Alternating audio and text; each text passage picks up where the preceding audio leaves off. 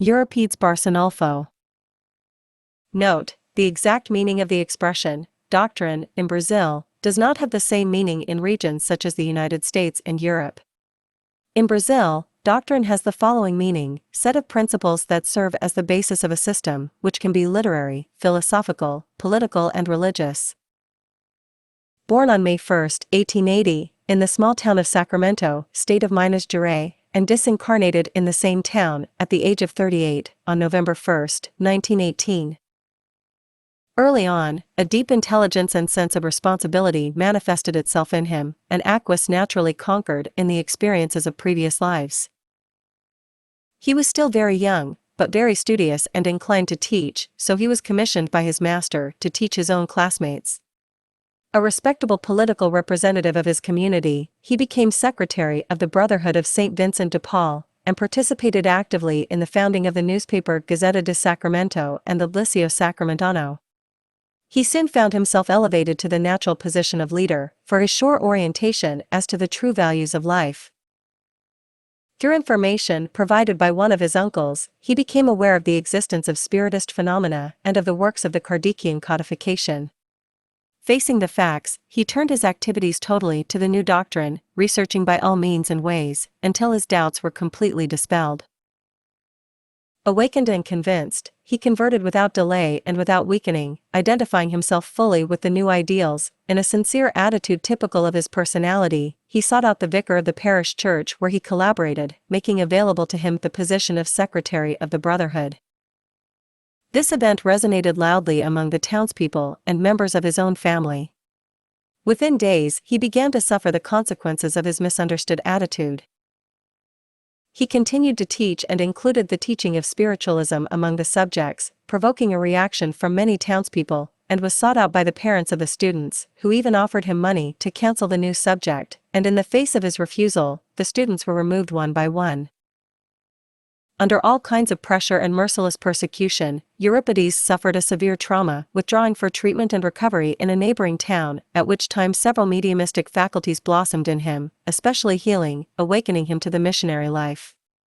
One of the first cases of healing occurred precisely with his own mother, who, recovered, became a valuable assistant in his works. The production of several phenomena attracted hundreds of people from other places to Sacramento, taking shelter in hotels and boarding houses, and even in family homes, because Barsanulfo attended to everyone and no one left without some benefit, at least the soothing of faith and renewed hope and, when deserved, the benefit of healing through kind spiritual benefactors. He helped everyone, without distinction of class, creed or color, and wherever his presence was needed, he was there, whether there were material conditions or not. He was never discouraged and, humbly, followed his path full of difficulties, but animated by the most alive idealism. Soon he felt the need to divulge the Spiritism, increasing the number of its followers. For that he founded the Esperança e Caridade Spiritist group in 1905, a task in which he was supported by his brothers and some friends, developing interesting works, both in the doctrinaire field and in social assistance activities. On one occasion he fell into a trance among the students, during a class.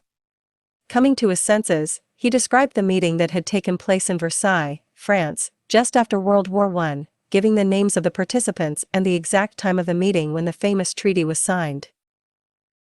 On April 1, 1907, he founded the Allan Kardec School, which became a true landmark in the field of education.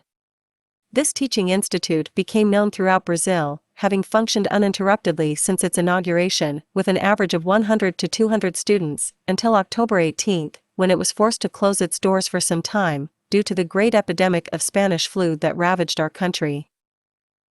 His work became so well known that, when registrations were opened, they closed the same day. Such was the demand for students, forcing a school in the same region, run by nuns of the Order of St. Francis, to close its activities for lack of students. The Spiritist movement in the region was led with a strong hand, with a secure directive, and this fact greatly bothered the Catholic clergy, which, initially in a veiled way, and soon afterwards, openly, developed a defamatory campaign involving the worthy missionary and the doctrine of liberation, which was gallantly defended by Eurípedes, through the columns of the newspaper Alavanca, discoursing mainly on the theme, "God is not Jesus and Jesus is not God," with renowned and incontestable argumentation, determining fragorous defeat of his opponents who, in the face of a giant who knew no fading in the fight, ordered from Campinas, the Reverend Feliciano Yeag, famous for his preaching and knowledge, convinced that with their arguments and convictions they would strike the final blow to Spiritism. It was thus that the aforementioned priest challenged Euripides to a polemic in the public square, accepted and agreed upon terms that were respected by the well-known apostle of good.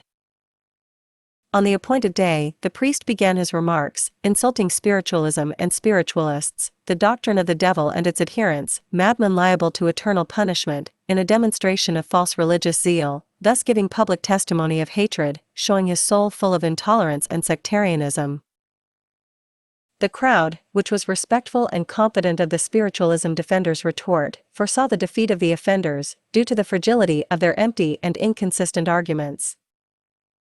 The sublime missionary serenely waited for his opportunity, beginning his part with a sincere, humble, and beautiful prayer, imploring peace and tranquility for some and light for others, making the environment propitious for inspiration and assistance from the higher plan, and then began to defend the principles on which his teachings were based. With delicacy, with logic, giving vent to his intelligence, he unveiled the doctrinal distortions proclaimed by the Reverend, reducing him to the insignificance of his meager knowledge, corroborated by the cheerful and noisy manifestation of the crowd that, from the beginning, trusted the one who easily demonstrated the logic of the teachings proclaimed by the Spiritism. When the famous polemic was over, and recognizing the Reverend's state of mind, Euripides approached him and embraced him fraternally and sincerely, as sincere were his thoughts and attitudes. Barsanulfo followed with dedication the maxims of Jesus Christ until the last instant of his earthly life, on the occasion of the dreadful flu epidemic that ravaged the world in 1918, taking lives, spreading tears and affliction, redoubling the work of the great missionary, who had foreseen it long before it invaded the American continent, always speaking of the gravity of the situation that it would bring. Manifested on our continent, she came to find him at the bedside of his sick, helping hundreds of poor families. He had reached the end of his earthly mission. Exhausted by the effort spent, he passed away on November 1, 1918, at 6 p.m., surrounded by relatives, friends and disciples. Sacramento in wait, in true pilgrimage, accompanied his material body to the grave, feeling that he was resurrecting to a higher and more sublime life. Source: Grandes Voltos do Espiritismo. Great Spiritualist Figures.